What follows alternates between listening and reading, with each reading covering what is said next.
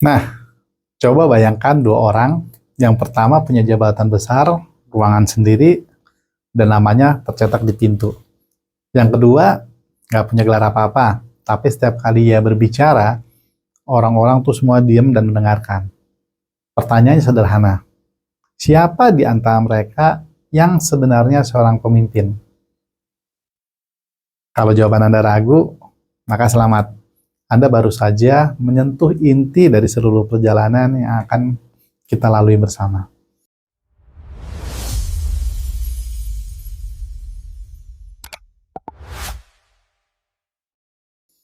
Selamat datang di Unlock Your Hidden Potential. Saya Yohanes Endo. Oke teman-teman, selama lebih dari 15 tahun, hampir 20 tahun saya memimpin tim, pernah membawahi ratusan orang, dan satu hal yang penting sering saya temui adalah kesalahpahaman paling mendasar tentang yang namanya kepemimpinan, teman-teman. Orang mengira kepemimpinan adalah sebuah posisi gitu ya. Padahal kepemimpinan itu bukan kursi yang Anda duduki, melainkan pengaruh yang Anda tinggalkan. Ya, hari ini kita mulai dari fondasinya. Dan fondasi itu adalah cara pandang. Saya ingin mengajak Anda melihat kepemimpinan bukan sebagai sebuah ilmu pasti ya, atau teori yang pasti, melainkan itu adalah sebagai sebuah seni atau art. Karena kalau kepemimpinan itu ilmu pasti ya, teman-teman ya, maka semua orang yang membaca buku yang sama akan menjadi pemimpin yang sama hebatnya. Benar nggak? Ya, tapi kenyataannya kan nggak gitu. Ya, dua manajer bisa aja membaca teori yang persis sama nih, gitu. Lalu menghasilkan tim sama sekali berbeda. Bedanya bukan di teori, bedanya di cara, ya kan? Bagaimana mereka menerapkannya. Nah, inilah yang membuat kepemimpinan itu lebih dekat dengan seni daripada dengan rumus, gitu, teman-teman ya. Atau seorang pelukis deh dan seorang ahli kimia bisa sama-sama tahu sifat warna, tapi hanya pelukis yang tahu kapan menyapukan warna itu, berapa tebal, dan di sudut kanvas yang mana. Ya, pengetahuannya bisa sama, tetapi rasa, waktu, dan konteksnya yang membedakannya. Begitu juga kepemimpinan, teman-teman. Anda boleh menguasai semua teknik leadership atau kepemimpinan, tetapi kecakapan sejati ada pada kemampuan memilih teknik yang tepat untuk orang yang tepat di saat yang tepat, gitu teman-teman ya. Jadi saya ingin tegaskan sejak awal supaya tidak ada salah paham sepanjang program ini karena akan menjadi 12 sesi, 12 video nanti ke depan ya, teman-teman. Saya tidak akan pernah mengatakan satu gaya kepemimpinan itu lebih benar daripada gaya yang lain. Ya, pemimpin yang tegas tidak lebih hebat dari pemimpin yang lembut. Ya, atau pemimpin yang visioner itu ya belum tentu mengalahkan pemimpin yang detail. Dalam seni itu kan nggak ada aliran yang salah, yang ada adalah aliran yang cocok dengan kanvas tertentu. Benar ya, tugas kita bukan mencari gaya yang paling benar, melainkan kita memperluas perbendaharaan gaya kita, supaya kita punya lebih banyak pilihan ketika situasi menuntut, teman-teman. Ya, jadi mari kita uji ini dengan kenyataan di dunia kerja biar praktis gitu, teman-teman ya. Anda mungkin pernah punya atasan yang sangat pintar secara teknis, dia tahu segalanya tentang produk, tentang angka, tentang sistem, tapi anehnya tim di bawahnya itu nggak pernah benar-benar bergerak dengan hati. Ya, mereka bekerja ya bekerja, tapi karena takut, bukan karena percaya sama pemimpinnya. Ya kan? Di sisi lain, mungkin Anda pernah bekerja dengan seseorang yang secara teknis ya biasa-biasa aja, tetapi ya punya sesuatu yang membuat orang rela bekerja lebih keras untuknya.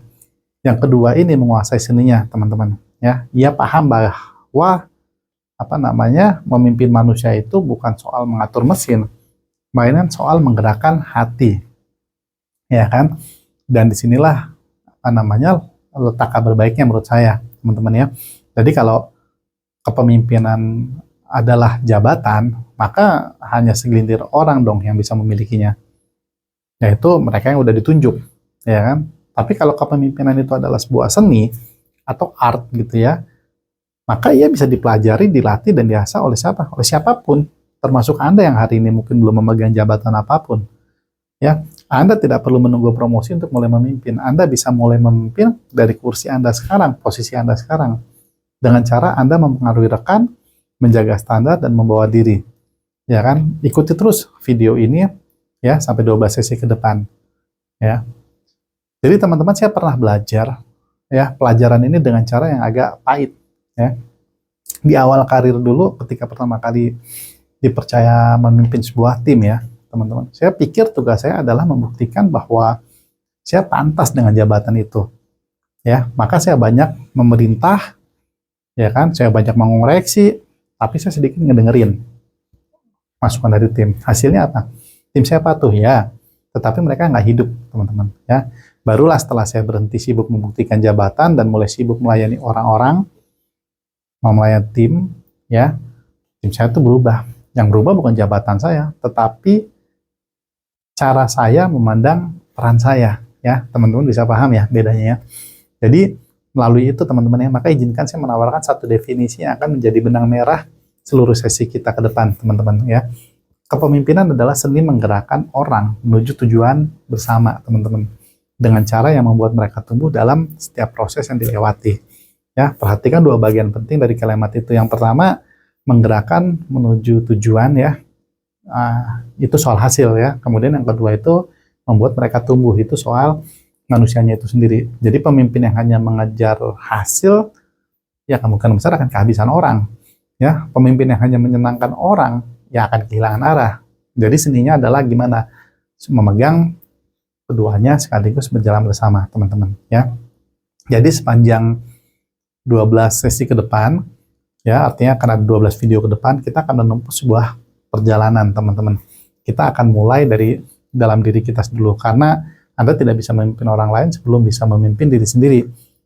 Baru lalu kita bergerak keluar, bagaimana membangun kepercayaan, mendengarkan, mengambil keputusan, memberdayakan tim, ya kan, menghadapi konflik, memimpin perubahan, menjaga ketahanan diri, sampai akhirnya kita berbicara tentang warisan kepemimpinan itu sendiri, teman-teman. Ya, jadi setiap sesi adalah satu sapuan kuas lah istilahnya. Ya, nanti di akhir nanti saya harap Anda melihat lukisan utuh tentang siapa pemimpin yang ingin Anda jadikan. Izinkan saya memperjelas kenapa perbedaan antara jabatan dan pengaruh ini begitu penting bagi Anda yang bekerja di dunia industri, ya, atau di organisasi apapun. Karena di lapangan kita sering melihat dua orang dengan posisi yang setara. Ya, katakanlah dua orang yang levelnya supervisor di satu pabrik yang sama, ya kan, dengan kewenangan yang persis sama di atas kertas, tetapi yang satu hanya ditaati saat ia berdiri di lantai produksi, sementara yang lain tetap dihormati bahkan ketika ia sedang cuti loh. Ya, jabatan keduanya sama, identik. Yang membedakan adalah pengaruhnya. Dan pengaruh itu tidak diberikan oleh yang namanya SK atau surat keputusan. Ia dibangun lewat apa, teman-teman? Lewat cara mereka memperlakukan orang dari hari ke hari. Saya ingin Anda menyadari bahwa dimanapun Anda berada dalam struktur organisasi, ya kan, Anda itu sebenarnya sudah memimpin sesuatu. Meski mungkin Anda sendiri juga belum menyadarinya gitu. Ya misalkan kalau Anda seorang teknisi yang dipercaya rekan-rekan untuk bertanya, udah deh lo aja deh tanya gitu ya. Sebetulnya Anda sedang memimpin tim loh. Ya, atau kalau Anda seorang staf yang sikapnya menentukan suasana hati satu ruangan, ya, Anda tuh sedang memimpin. Jadi Anda bisa bikin suasana ruangan itu ramai atau diem gitu ya istilahnya. Kepemimpinan dalam pengertian seni ini jauh lebih luas loh daripada kotak-kotak di bagian sebuah organisasi. Dan itulah kabar baiknya. Anda bisa berlatih dan tumbuh sebagai pemimpin jauh sebelum ada yang resmi mengangkat Anda menjadi seorang pemimpin. Ya, jadi mari kita uji lagi gagasan bahwa kepemimpinan adalah seni dengan satu perbandingan yang sering saya pakai. Gini, pikirkan dua orang dokter nih teman-teman yang sama-sama lulus dari sekolah kedokteran terbaik. Ilmu mereka sama, alat mereka sama, tetapi yang satu mampu membuat pasien merasa tenang dan dipahami, sementara yang lain membuat pasien justru kayak semakin cemas gitu loh. Meski diagnosisnya tuh sama-sama tepat, ya kan? Bedanya bukan di ilmunya kan, tetapi di mana? Di seninya, di cara, di waktu dan di rasa.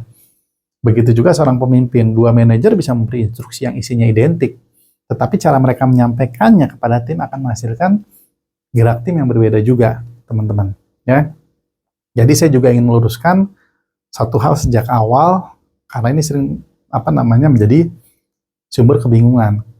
Mungkin dikatakan bahwa kepemimpinan adalah seni.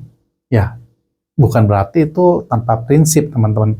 Tanpa ilmu atau bisa dilakukan suka-suka, sesuka hati. Kan namanya juga seni gitu ya kan.